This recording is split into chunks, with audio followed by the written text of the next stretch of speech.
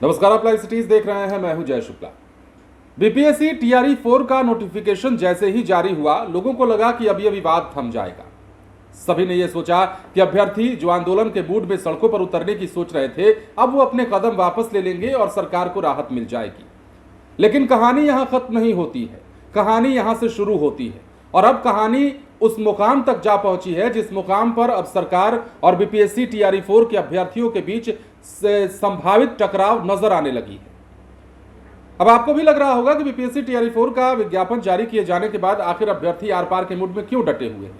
गर्दनी बाग में भीड़ कम होने के बजाय भीड़ आखिर बढ़ क्यों रही है, उसके पीछे कई कारण हैं। अब तो यह भी नौबत आ गई है कि अभ्यर्थी सीधे बिहार बंद की चेतावनी देने लगे हैं। कल छात्र नेता दिलीप को हमने आपको सुनवाया था, जो ये कह रहे थे कि सरकार अगर अड़ी रहती है और नहीं मानती है तो आने वाले समय में बिहार बंद बुलाने के लिए हमें मजबूर होना पड़ेगा। सवाल यह है कि सरकार से टकराव की यह वजह क्या है। आखिर क्यों आर पार के मूड में तमाम अभ्यर्थी बैठे हुए हैं। और गर्दनी बाग में सिर्फ एक अभ्यर्थी नहीं बैठे हैं, कई अभ्यर्थी बैठे हैं। और सिर्फ एक टीआरई 4 की मांग को लेकर के नहीं बैठे हैं, कई जो परीक्षाएं लंबित हैं, कई परीक्षाओं में जो अनियमितता है, तमाम मुद्दे हैं। और ये तमाम मुद्दे जो हैं अब धीरे धीरे सुलगने लगे हैं। अब समझिएगा, टीआरई 4 के नोटिफिकेशन जारी होने के बाद भी क्यों यह आंदोलन थमता नजर नहीं आ रहा है। जो संभावित आंदोलन है, जो कहा जा रहा है कि बिहार बंद बुला देंगे, कहा जा रहा है कि सरकार को मानना पड़ेगा, सीएम हाउस तक को घेरने की बात कही जा रही है। आखिर इसके पीछे का कारण क्या है। और शिक्षा मंत्री का वो कौन सा बयान है जिस बयान के बाद अभ्यर्थी और भड़क गए हैं। होना तो उन्हें शांत चाहिए था, लेकिन शिक्षा मंत्री का एक बयान जिसके बाद अब उनका गुस्सा और फूटने लगा है। हम बयान का भी जिक्र करेंगे, लेकिन सबसे पहले समझते हैं टीआरई 4 के नोटिफिकेशन के बाद आखिर यह बवेला थमता क्यों नजर नहीं आ रहा है। समझिएगा, शिक्षक भर्ती परीक्षा की बात हो रही है, यानी टीआरई 4 की बात हो रही है। विज्ञापन जारी होने के बाद लगा कि विवाद थम जाएगा, लेकिन अब यह विवाद और बढ़ता जा रहा है। एकल परीक्षा कराने और निगेटिव मार्किंग खत्म करने की मांग को लेकर जारी आंदोलन को अब तमाम अभ्यर्थियों का समर्थन मिलने लगा है। इसकी वानगी हमने गुरुवार को देखी। गर्दनी बाग स्थित धरनास्थल पर काफी संख्या में महिला अभ्यर्थी भी पहुंची। शिक्षा मंत्री के बयान से नाराज अभ्यर्थियों ने बिहार बंद तक की चेतावनी दे डाली है। इस दौरान छात्र नेता दिलीप कुमार ने कहा है कि शिक्षा विभाग और बीपीएससी ने विज्ञापन में बदलाव नहीं किया तो अभ्यर्थी बिहार बंद करने के लिए मजबूर हो जाएंगे। जल्द ही इसकी घोषणा की जाएगी। उन्होंने ये भी कहा कि सरकार अभ्यर्थियों के धैर्य की परीक्षा ना ले। अभ्यर्थियों ने कहा कि बीपीएससी को जारी विज्ञापन से निगेटिव मार्किंग और 2 परीक्षाओं के प्रावधान को हटाना होगा। मोटा मोटी तौर पर समझिए, मांग ये है कि जारी विज्ञापन से निगेटिव मार्किंग को हटाना होगा और 2 परीक्षाओं का जो प्रावधान कर दिया गया है उसको भी हटाना होगा। अब टीआरई 4 में अचानक परीक्षा पैटर्न में बदलाव भी कर दिया गया और इससे भी अभ्यर्थी भड़के हुए हैं। तथाकथित तौर पर वो बता रहे हैं कि ये हमारे हित में नहीं है। नई व्यवस्था टीआरई 5 से लागू की जानी चाहिए, टीआरई 4 में इसकी जरूरत नहीं। अब टीआरई 4 को उसी पैटर्न पर कराए जाने की मांग की जा रही है जिस पैटर्न पर टीआरई 1 हुआ, जिस पैटर्न पर टीआरई 2 और टीआरई 3 हुआ। टीआरई 4 भी इसी पैटर्न पर कराया जाए, ऐसा अभ्यर्थी मांग रहे हैं। अब समझिएगा आगे की बात। शिक्षा मंत्री का बयान क्या था और उस पर नाराजगी कैसी है। शिक्षा मंत्री मिथिलेश तिवारी के बयान के बाद नाराजगी है। शिक्षा मंत्री ने क्या बयान दिया था वो भी समझिए। उन्होंने कहा था कि सरकार ने रिक्तियां जारी कर दी हैं और सामान्य प्रशासन विभाग और बीपीएससी ने परीक्षा कराने का निर्णय लिया है। छात्र पीटी और मेंस की परीक्षा का स्वागत कर रहे हैं। अभ्यर्थियों की सभी मांगें पूरी नहीं की जा सकती हैं। छात्र नेता दिलीप ने कहा है इसी बात पर कि यदि सरकार छात्रों का धैर्य तोड़ेगी तो उसे इसका खामियाजा भुगतना पड़ सकता है। सरकार समय रहते निर्णय ले, अन्यथा आंदोलन का सामना करने के लिए तैयार रहे।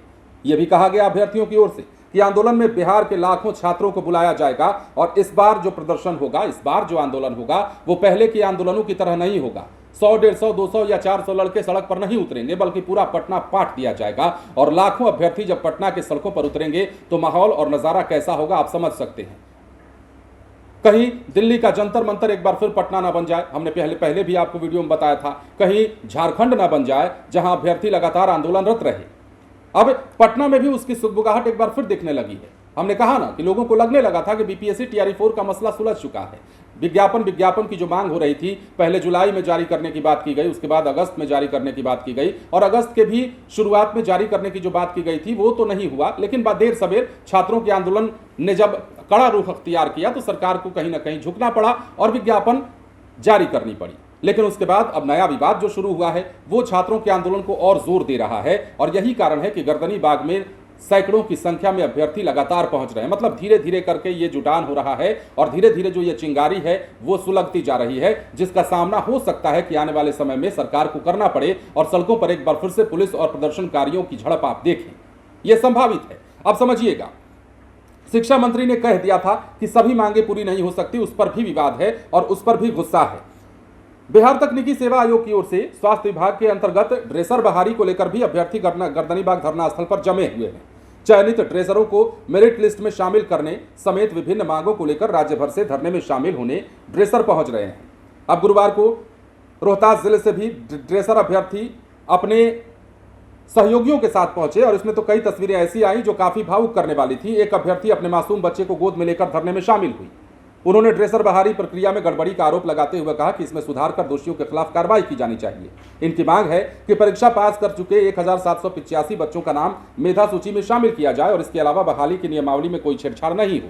सभी trust, society, skill India, company act, NSDC, ISDC, खुले और निजी विश्वविद्यालयों के तहत चल रहे सभी संस्थानों के ड्रेसर डिग्री को मान्यता दी जाए। ये तमाम मांगे हैं। इसके बाद कई अन्य अभ्यर्थी भी हैं। मतलब अभ्यर्थियों का समर्थन मिल रहा है और इस बात पर मिल रहा है कि बिहार में जो परीक्षाओं का सिस्टम है, जिस तरीके से परीक्षाएं ली जाती हैं, जिस तरीके से परीक्षाओं में धांधली या गड़बड़ी की खबरें आती हैं, उसको जड़ से मिटाया जाए।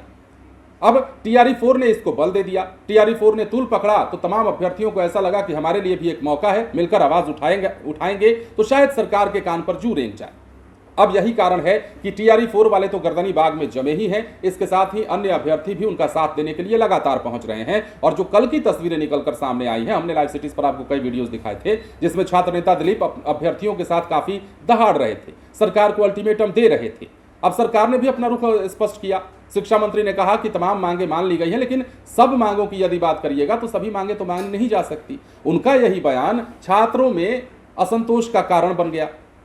अब TRE-4 वाले ये कह रहे हैं कि हम एकल परीक्षा चाहते हैं, कह रहे हैं कि माइनस मार्किंग वाला सिस्टम नहीं चाहिए, कह रहे हैं कि TRE-1, 2, 3 जैसे हुआ वैसे ही TRE-4 कीजिए और TRE-5 जब लीजिएगा आप, उसमें आपको जितना संशोधन करना होगा, जितना मर्जी होगा उतना कर लीजिएगा। लेकिन TRE-4 वालों के साथ अन्याय ये नहीं होना चाहिए कि TRE-1, 2, 3 वाले ऐसे ही निकल गए हों और TRE-4 वालों में कई सारे नियम कानून जोड़ दिए गए। तो ये तमाम मांगे हैं और ये मांगे बढ़ती जा रही हैं और चिंगारी सुलगती जा रही है। डर इस बात का है कि आने वाले समय में अभ्यर्थी एक बार फिर सड़क पर ना उतर जाएं, क्योंकि गर्दनीबाग में जो माहौल बना हुआ है वो माहौल गर्दनीबाग की चार दीवारी से निकलकर कभी भी पटना की सड़कों पर दिखाई दे सकती है। अब ऐसे में सरकार के पास भी विकल्प कई सारे हैं, लेकिन ये विकल्प अलग अलग पॉइंट ऑफ व्यू से आप देख सकते हैं। छात्रों के पॉइंट ऑफ व्यू से अलग विकल्प सामने आ रहे हैं। सरकार का अपना एक पॉइंट ऑफ व्यू है जिस पर सरकार अपनी बातें कह चुकी है शिक्षा मंत्री के हवाले से। मिथिलेश तिवारी के बयान से नाराज अब छात्र क्या करते हैं, ये देखने वाली बात होगी। गर्दनीबाग की ये जो चिंगारी है वो आग बनकर पटना की सड़कों पर उतरती है, नहीं उतरती है, सरकार मना लेने में कामयाब होती है या फिर नहीं मना पाती है, ये देखने वाली बात होगी। बने रहे लाइव सिटीज के साथ। धन्यवाद।